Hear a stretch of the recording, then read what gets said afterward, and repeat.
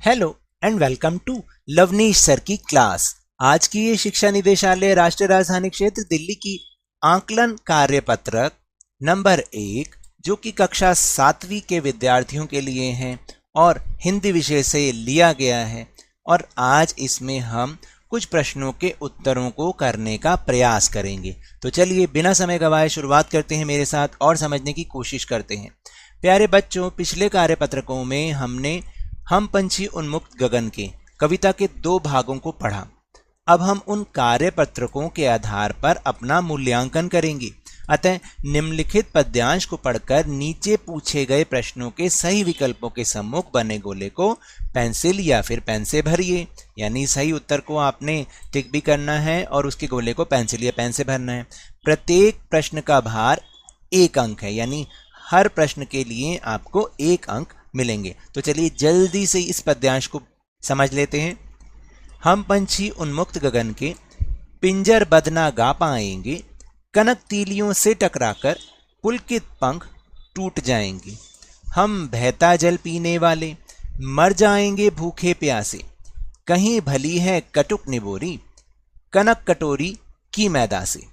स्वर्ण श्रृंखला के बंधन में अपनी गति उड़ान सब भूले, बस सपनों में देख रहे हैं तरु की फुनगी पर के झूले। ऐसे थे अरमान की उड़ते,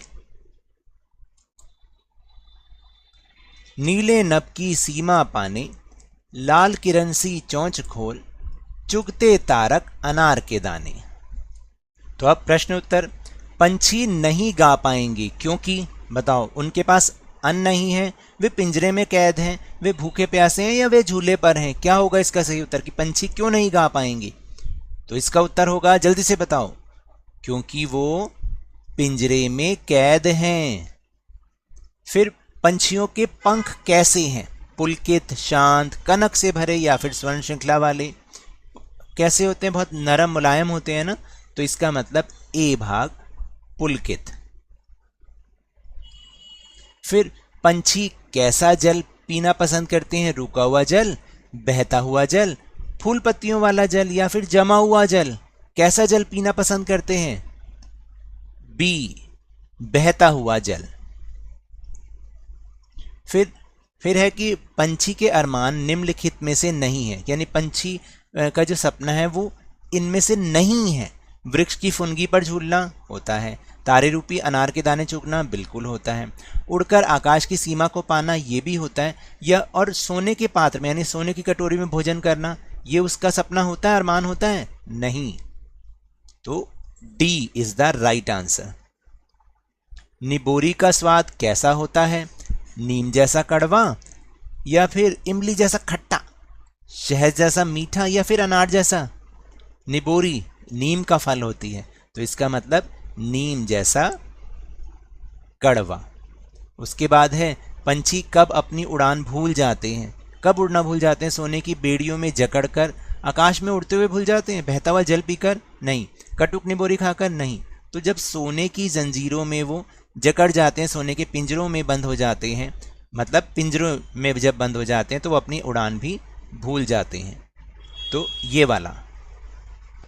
फिर 7वां प्रश्न है, कनक शब्द का अर्थ इनमें से होगा। कनक तांबा, चांदी, सोना या फिर हीरा। देखिए कनक का मतलब जो है वो होता है सोना।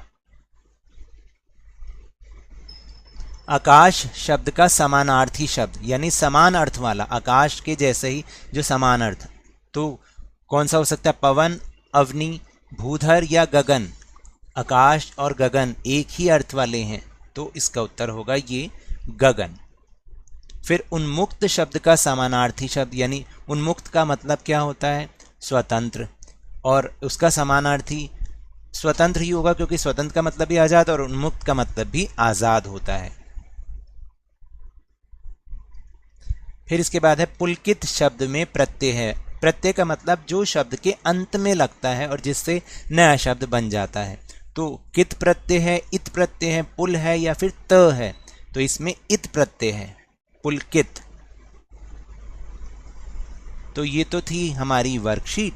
अगर अब आपको समझ में आने लगा है मेरे इस तरह समझाने से, तो इस चैनल को लाइक कीजिए, शेयर कीजिए, सब्सक्राइब कीजिए। और जल्दी से जल्दी से 50K तक पहुंचा दीजिए। लेकिन याद रखिएगा, घर से बाहर निकलते समय मास्क जरूर लगाना है और जब भी आपकी बारी आए कोरोना का टीकाकरण भी ज़रूर करवाना, क्योंकि कोरोना को हराना है और ज़िंदगी को एक बार फिर से सुहाना बनाना है। इसी उम्मीद के साथ बहुत बहुत धन्यवाद।